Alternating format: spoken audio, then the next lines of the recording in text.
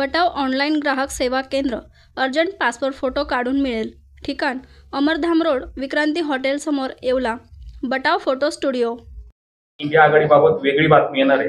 शरद पवार पूर्णपणे भाजपचे हस्तक असं प्रकाश आंबेडकरांनी म्हटलंय, असा आरोप केला आहे.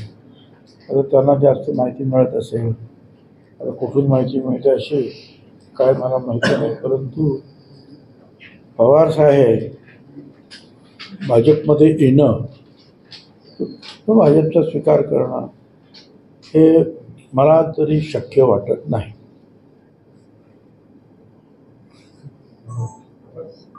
उद्धव ठाकरे मागच्या रांगेत बसले होते आणि कमल हसन जे होते त्यांना पुढच्या लाईनीत बसवलं होतं.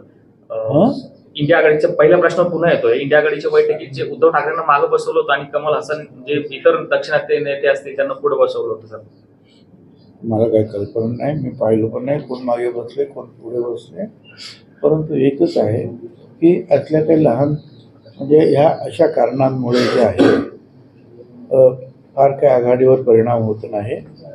कदाचित उद्धव ठाकरे हे नंतर गेले काय आहे आणि पुढे जागा भरल्या असतील तर पुढे पण पाहुणे असतात, मग त्यांना पण उठवणं जे कठीण जातं. काही अडचण काय आहे मला काही कल्पना नाही, त्याच्याबद्दल ऑथेंटिकली जे आहे बोलणं हे चुकीचं आहे. केंद्राची ईडी ज्या फेऱ्यात तुम्ही पण म्हणजे तुम्हालाही त्रास झाला, त्या ईडीला असं फटकारलंय की भामटेपणा सोडून कायद्याच्या चौकटीत काम करा, कारण की अनेक प्रकरण असे की त्यात ते सिद्धच झाले नाही आणि उगाच त्रास होतोय, म्हणजे ज्यांच्यावर आरोप होतात त्यांना मानसिक त्रास होतो. काय सांगेल? ठीक आहे, आता हे सगळं काही बाहेर येतं आहे आणि त्यानुसार त्यांचे कान टोचले जातात. त्यातून निश्चितपणे जे आहे सर्व ज्या आहेत त्या तपास यंत्रणा ज्या आहे ते काही धडा घेतील. पहिले होते ते बावनकुळेंचा सत्कार करताय. जामीनवर बाहेर आलेले विनोद गंगवणे कार्यक्रमात मानाचं स्थान दिलं जात आहे. सरकारला भाजप आमदार जगजितसिंह पाटील या सत्काराला त्यांची पण उपस्थिती होती. मी तुम्हाला खरं सांगतो की आम्ही कुठल्याही कार्यक्रमाला जातो, आम्ही हे बघत नाही स्टेजवर कोण बसलेले आहेत. 2 जण ओळखीचे असतात, 4 जण अनोळखी असतात. आम्हाला वाटतं इथले कोणतरी असतील बाबा, आणि त्यातला एखादा कोण चुकीचा असेल तर तो दोष जो आहे तो पाहुण्यांचा नाही. माझ्याकडे सुद्धा आता तुम्ही पाहता की अनेक लोक येतात फोटो काढा फोटो. आता मी त्यांना कुठे विचारलं तुझा धंदा काय, तू बाहेर काय करतोस, तुझ्या काय सवय, हे का मी विचारतो का बाबा काय फोटो. बाहेर कुठे गेलो तिथे भूमिपूजनासाठी उद्घाटनासाठी अनेक लोक फोटो करत येतात. आम्ही काय करायचं?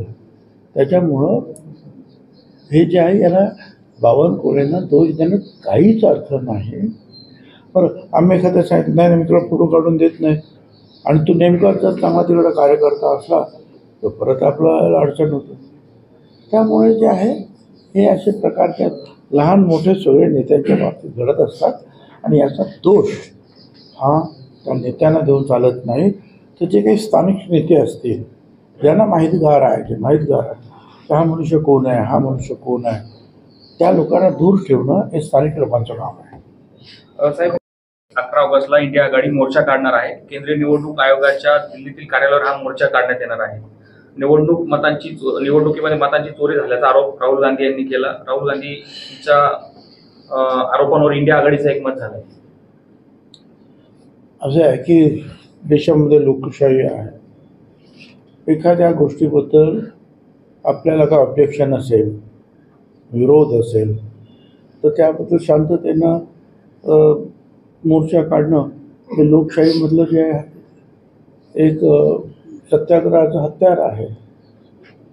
आणि मग त्याला काय उत्तर द्यायचं, ते चुकीचं आहे बरोबर आहे ते सर्व संबंधित देत आहेत. असं म्हणताय की मराठी चित्रपट हे जागतिक स्तरावर गेले पाहिजे आणि दुसरीकडं याच चित्रपटांना असा जर विरोध होत असेल, काही चित्रपटांना थिएटर मिळत नाही. हे दोन्ही विषय जे आहेत फार वेगवेगळे आहेत. एखाद्या सिनेमाला विरोध होणं त्याचं काही अनेक कारणं असतात. ती कारणं जी आहेत किंवा ते समज दूर केले गेले पाहिजे.